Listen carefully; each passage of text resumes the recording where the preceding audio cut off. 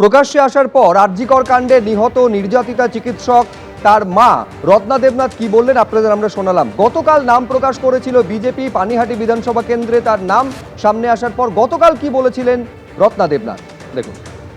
1 বছর 7 মাস, এই 1 বছর 7 মাসে আপনি অভয়ার মা থেকে বিজেপির প্রার্থী হলেন।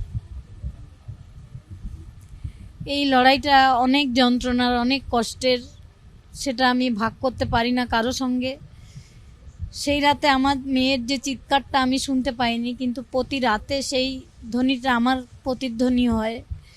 এভাবেই দিন কাটছে, কিন্তু আমি পানিহাটিবাসীর হয়ে, পানিহাটির বাসিন্দারা জিতবে। আমি যদি জিতি, সারা পশ্চিমবাংলা জিতবে। পশ্চিমবাংলার মানুষ আমার মেয়েকে ঘরের মেয়ে মেনেছিলেন, তাই আমি মনে করি সারা পশ্চিমবঙ্গবাসী আমার পরিবার জিতবে এবং তৃণমূলকে সমূলে উৎখাটন করাই আমাদের হবে লক্ষ্য। আপনি যেমন কোনোদিন ভাবতে পারেননি যে আপনার সন্তানকে ছাড়া আপনাকে এইভাবে দিন কাটাতে হবে, ঠিক কখনো কি ভেবেছিলেন যে এইভাবে রাজনীতির আঙিনায় এসে নির্বাচনে লড়বেন? না, কোনো দিনও ভাবিনি। মেয়ে আমার ডাক্তার হয়েছিল, তার সেবা, তার মানে চারিত্রিক গুণাবলী সব দিক দিয়ে এত ভালো ছিল, ওটাই আমাদের গর্ব ছিল। মেয়ের বিয়ে দিতাম, তাকে নিয়ে আমাদের অনেক স্বপ্ন, তার অনেক স্বপ্ন, সব কিছু হারিয়ে গেছে।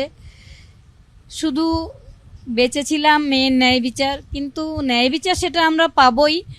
তো পরবর্তী প্রজন্মের জন্য একটা সুন্দর পৃথিবী, যেটা বলতে পারেন যে এ পৃথিবীকে এ শিশুর বাসযোগ্য করে যাব আমি, এ আমার দৃঢ় অঙ্গীকার, তারপর হব ইতিহাস লক্ষ্য।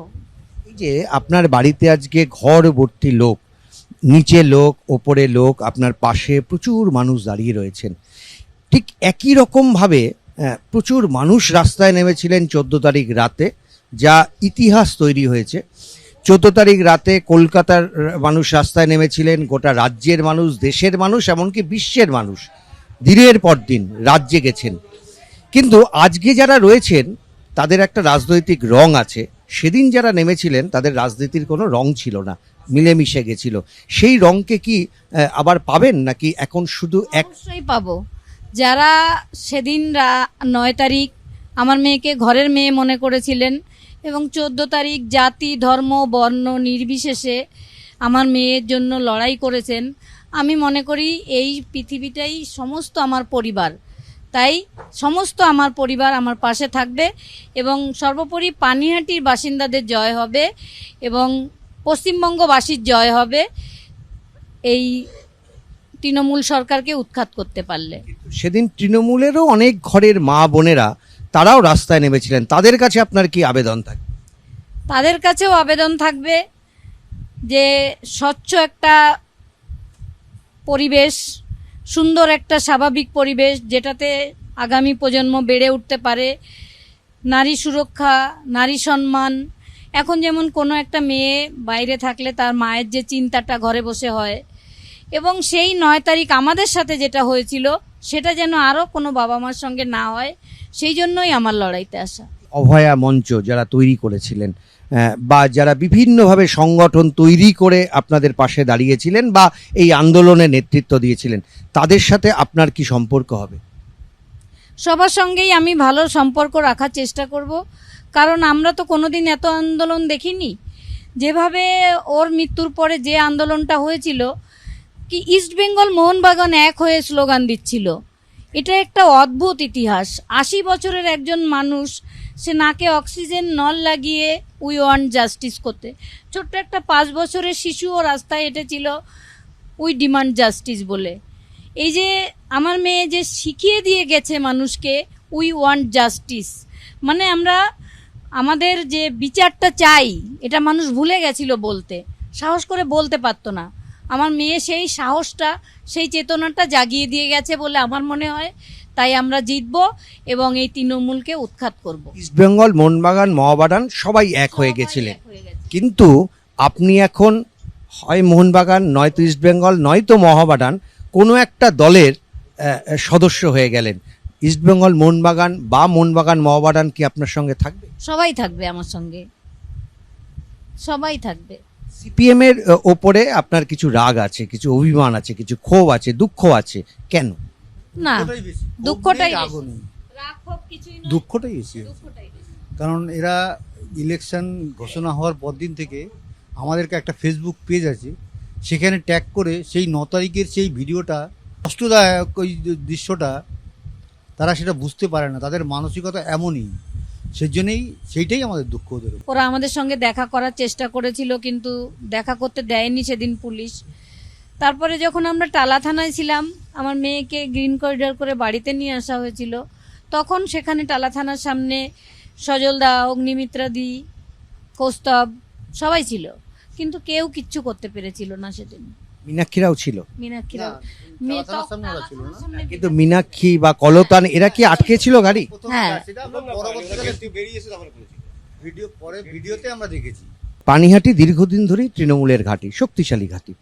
সেইখানে দাঁড়িয়ে আপনার লড়াই কার সঙ্গে? সিপিএম, তৃণমূল, নাকি? আমাদের লড়াইটা কারোর সঙ্গেই নয়, পানিহাটি বাসীকে আমাদের সঙ্গে নিয়ে আসাটাই হচ্ছে আমাদের লড়াই। সমস্ত মানুষের কাছে যাব এবং বোঝাবো যে আমরা জিতলে আপনারাই জিতবেন, আমাদের কিছু পাওয়ার নেই, আমাদের দেওয়ার অনেক কিছু আছে মানুষকে। সেটাই আমরা মানুষকে বোঝাতে পারলে সব মানুষ আমাদের সঙ্গে আসবেন এবং বিপুল ভোটে আমরা জয়লাভ করব, এটা আমাদের বিশ্বাস। আপনি অভয়াকে রাজনীতির আঙিনা থেকে দূরে রাখতে পছন্দ করতেন, সবসময় বলতেন যে ওকে নিয়ে রাজনীতি না, কিন্তু আলটিমেটলি আপনার নির্বাচনে দাঁড়ানো, প্রার্থী হওয়া, সেখানে তো বারবার অভয়ের কথাই উঠে আসবে। আমি কিছুতেই রাজি হতে পারছিলাম না এই রাজনীতিতে আসতে, কারণ আমার মেয়ে পছন্দ করতো না। মেয়ে বলতো রাজনীতি খুব নোংরা মা, ওটা করতে হবে না। ও সব, আমরা কোনোদিন কোনো পার্টিতে যোগদানও করিনি, সমর্থনও করিনি, কোনো রাজনীতি আমাদের পরিবারে ছিল না। প্রথম মেয়ের কথা শুনলেন না? হ্যাঁ, এই প্রথমই মেয়ের কথাটা শুনিনি। মনে হয়েছে ওর কাছেও আমি ক্ষমা চেয়ে নিয়েছি, মা তোর বিচার তো আমি নেবই, সঙ্গে সঙ্গে যারা তোর মতো ভুক্তভোগী তাদের যদি আমি সুরক্ষা দিতে চাই, তাহলে আমার এই জায়গাটা, এই প্ল্যাটফর্মটা দরকার। সেই জন্যই এটা পানিহাটিবাসীরই লড়াই, যারা আমার মেয়েকে ঘরের মেয়ে মনে করেছিলেন তাদের লড়াই। আমরা শুধু সামনে, এটা আমাকে অনেকটা যন্ত্রণা দিয়েছে, যে অনেক দুঃখের জায়গা থেকে, যে প্রত্যেকটা দল যেভাবে আমার মেয়েকে রাজনীতির আঙ্গিনায় ইউজ করছিল, সেখানে আমি ভেবেছি যে সবাই যখন রাজনীতি করছে, তো আমার মেয়ের হয়ে আমিই বা ঘরে বসে থাকবো কেন, তাহলে আমিই লড়ি। স্লোগান হচ্ছে জয় শ্রীরাম, নিচে স্লোগান হচ্ছে জয় বিজেপি। এতদিন ধরে যে স্লোগান আপনাদের কানে ভাসতো তা হচ্ছে জাস্টিস ফর আরজি কর, জাস্টিস ফর অভয়া, স্লোগানটা বদলে গেল। তাদেরও, যারা এই সমস্ত স্লোগান দিত, তাদেরও কিছু কিছু লোকের স্লোগানটা বদলে গেছে। সেই যে বললাম যে ভিডিওগুলো পোস্ট করে তারা আমাদের মনে, মানুষের মধ্যে চেতনা জাগাতে ওই সুইটা দিতে গিয়ে আমাদের মনে যে ব্যথা দিচ্ছে, তারা সেই জিনিসটা ভাবতে পারেনি। যারা এই জিনিসটা ভাবতে পারে না, তাদের মধ্যে মানবিকতা নেই, সেই কারণেই আমাদের, তাদের বিরুদ্ধেই আমাদের আজকে এই ময়দানে। আমার শেষ প্রশ্ন, তা হচ্ছে আপনাকে বাড়ি বাড়ি যেতে হবে বা মানুষের কাছে যেতে হবে, প্রচারে যেতে হবে, মূলত মাদের কাছে গিয়ে, এলাকার মানুষের কাছে গিয়ে কি বলবেন? আমার মানে পানিহাটিবাসীর কাছে বলার যে আপনাদের যে সুযোগ সুবিধাগুলো, সেটা আপনারাই বলবেন, আপনারাই এগিয়ে আসুন আমার কাছে। কেউ যদি সিবিআই নিয়ে প্রশ্ন করে?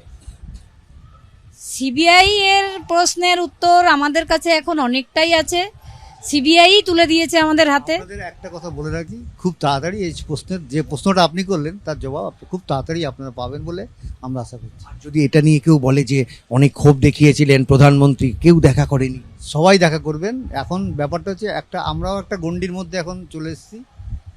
আমরাও এখন আগে যেরকম ওপেন যা খুশি বলতে পারতাম, সেটা এখন পার্টি প্রোটোকল কিছু। কি মনে হচ্ছে গন্ডিটা আরো আগে, যখন শুভেন্দু অধিকারীরা এসেছিলেন বলতে আপনাদের কাছে, আরো আগে যদি এই গন্ডিতে যেতে পারতেন, তাহলে আরো আগে এই বিচারের প্রক্রিয়াটা স্টার্ট হতো? সেটা তো এখন বুঝতে পারছি, কিন্তু তখন আমরা একটা জায়গায় দৃঢ় প্রতিজ্ঞ হয়েছিলাম, কিন্তু নিজে যেটা ভুল ছিলাম সেটা আস্তে আস্তে প্রমাণিত করে দিয়েছে যারা বিরোধী পক্ষে আছে তারা, সেই কারণেই আজকে আমাদের এখানে আসতে পারত।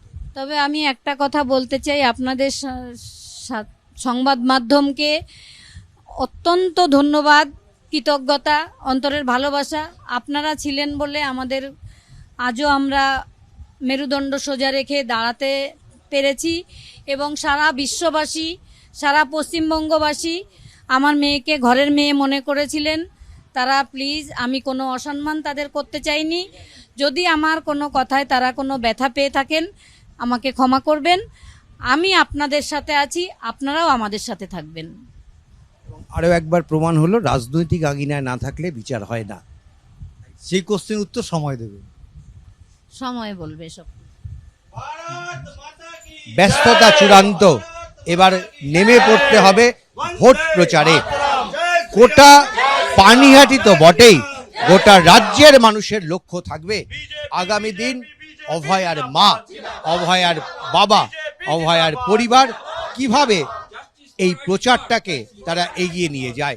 ক্যামেরায় স্বপন মজুমদারের সঙ্গে উজ্জ্বল মুখোপাধ্যায়, এবিপি আনন্দ, পানিহাটি। এবিপি আনন্দ, এগিয়ে থাকে, এগিয়ে রাখে।